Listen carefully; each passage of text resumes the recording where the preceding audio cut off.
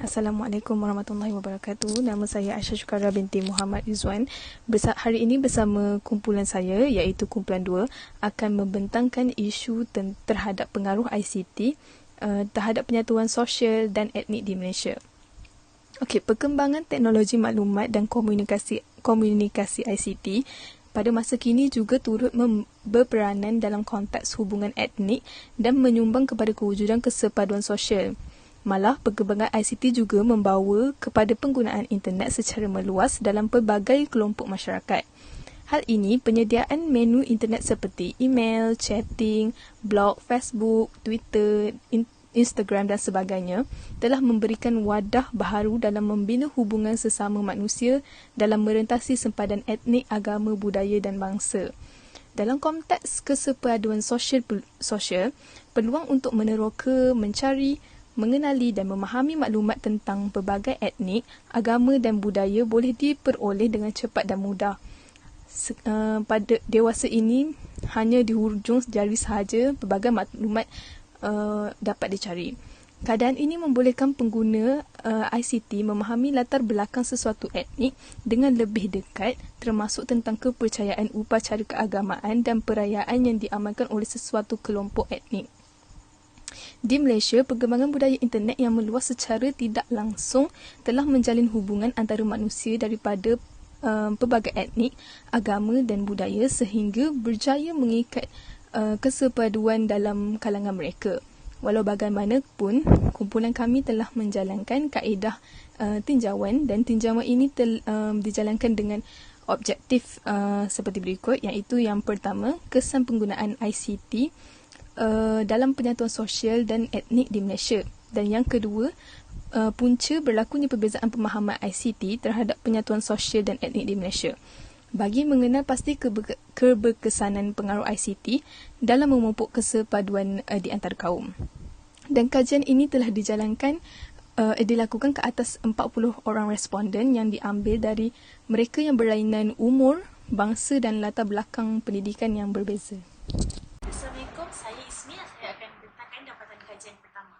Kajian ini telah dilakukan ke atas 40 orang responden yang diambil dari mereka yang berlainan umur, bangsa dan latar belakang pendidikan yang berbeza. Objektif yang pertama ialah berkaitan dengan kesan penggunaan ICT dalam penyatuan sosial dan etnik di Malaysia. Berdasarkan penyataan di atas, majoriti responden bersetuju bahawa penggunaan sosial media lebih banyak memberi pendedahan kepada masyarakat tentang pentingnya hidup secara harmoni. Selebihnya memilih tidak pasti dan ada juga yang memilih tidak bersetuju dengan pernyataan tersebut. Bagi mengukuhkan lagi pernyataan di atas, memang tidak dinafikan bahawa penggunaan ICT pada masa kini memang menjadi pilihan masyarakat untuk saling berkenalan di samping memupuk perpaduan dalam diri setiap individu. Jaringan internet yang mudah dicapai di mana-mana sahaja membolehkan masyarakat untuk berkongsi pandangan mereka pada bila-bila masa. Kita ambil contoh, melalui aplikasi WhatsApp, masyarakat dapat berbual dari jarak jauh yang wujud disebabkan oleh faktor tempat tinggal sesuatu etnik, ditambah pula dengan wujudnya status WhatsApp yang membolehkan mereka memuat naik gambar, lagu maupun video dan berkongsi kisah atau pengalaman harian mereka. Grup Facebook dan WhatsApp diwujudkan oleh pengguna dengan tujuan untuk mengemukakan sebarang persoalan dan memperbetulkan pemahaman tentang sesuatu budaya dan etnik. Dengan ini, sikap prasangka dan syak wasangka antara masyarakat dapat dihapuskan. Pernyataan yang kedua, seterusnya keseluruhan 40 orang responden bersetuju bahawa penggunaan ICT yang tidak berhemah boleh mengakibatkan seseorang individu itu memuat naik suatu post yang boleh menyentuh isu sensitiviti kaum. Terdapat kes di mana seorang individu telah membuat akaun palsu di media sosial dengan tujuan untuk mencetuskan perbalahan antara kaum yang berlainan bangsa. Tumahan yang dilemparkan oleh individu tersebut telah mendapat kecaman hebat daripada masyarakat. Pihak tersebut telah dikenal pasti oleh pihak Suruhanjaya Komunikasi Multimedia Malaysia dan siasatan turut dilakukan oleh pihak Polis Diraja Malaysia. Walaupun segala status tersebut telah dipadam, ia masih lagi meninggalkan kesan terhadap perpaduan yang telah terbina. Terdapat juga sesetengah ahli politik yang menggunakan isu perkauman ini sebagai modal politik mereka untuk mendapatkan undian daripada masyarakat.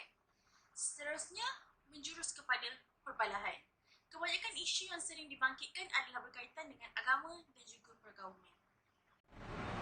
Pernyataan ketiga, seramai 38 orang responden bersetuju bahawa penggunaan ICT memudahkan berlakunya penyebaran berita palsu yang akan menimbulkan prejudis dalam kalangan masyarakat dan selebihnya memilih tidak pasti. Antara kes sensitif yang mendapat perhatian rakyat adalah berkaitan dengan video lagu negaraku dalam versi bahasa Mandarin.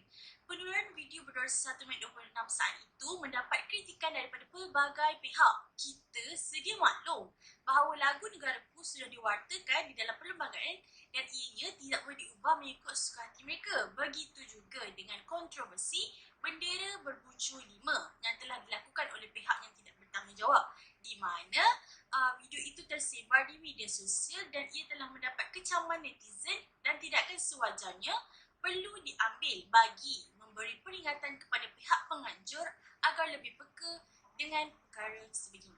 Sekian, terima kasih. Assalamualaikum warahmatullahi wabarakatuh. Saya Nurul Fatin Izzianti. Seterusnya, dapatan kajian bagi objektif yang pertama iaitu Carta Ba ini menunjukkan penggunaan ICT dapat membantu masyarakat kaum lain yang memerlukan bantuan dengan memuat naik semula iaitu repost informasi berkaitan di akaun media sosial milik peribadi. Seramai 38 responden bersetuju manakala hanya 2 responden berpendapat tidak pasti.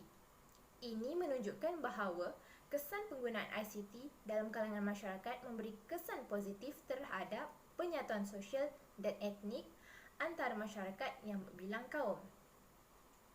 Penggunaan ICT dapat menyampaikan maklumat, menyebarkan video, foto mahupun menyebarkan perkongsian yang dapat membantu orang tersebut.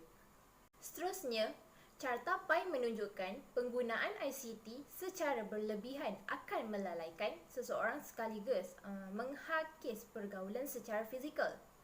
Hal ini dapat dibuktikan melalui hasil dapatan kami dengan seramai 92% responden bersetuju manakala seramai 5% responden tidak bersetuju dan seramai 3% responden tidak pasti.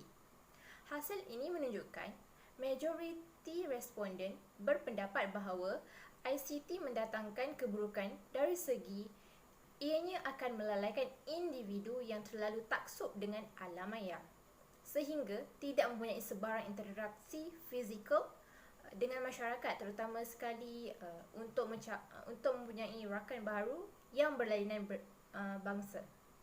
Jelaslah bahawa penggunaan ICT memberi impak yang besar kepada cara pergaulan antara masyarakat pada masa kini. Okey, seterusnya penggunaan ICT dalam kalangan generasi yang berbeza menyebabkan berlakunya perbezaan ideologi tentang penyatuan sosial dan etnik di Malaysia. Okey, keputusan menunjukkan seramai 72% bersetuju, seramai 15% responden tidak bersetuju dan manakala 13% responden tidak pasti. Keputusan menunjukkan responden majoriti bersetuju dengan penggunaan ICT dalam jurang antara generasi menyebabkan berlakunya perbezaan ideologi. Ini membuktikan generasi Z dan Y tidak bersependapat dalam penggunaan ICT dan wujudnya perbezaan ideologi di kalangan masyarakat. Seterusnya, dapatan kajian yang kedua iaitu punca berlakunya perbezaan pemahaman ICT terhadap penyatuan sosial dan etnik di Malaysia. Okey, iaitu kurangnya pemahaman terhadap budaya dan adat resat kaum lain yang menyebabkan perselisihan faham berlaku di media sosial. Okey, keputusan menunjukkan seramai 90% responden bersetuju dan seramai 7% responden tidak bersetuju manakala 3% responden tidak pasti.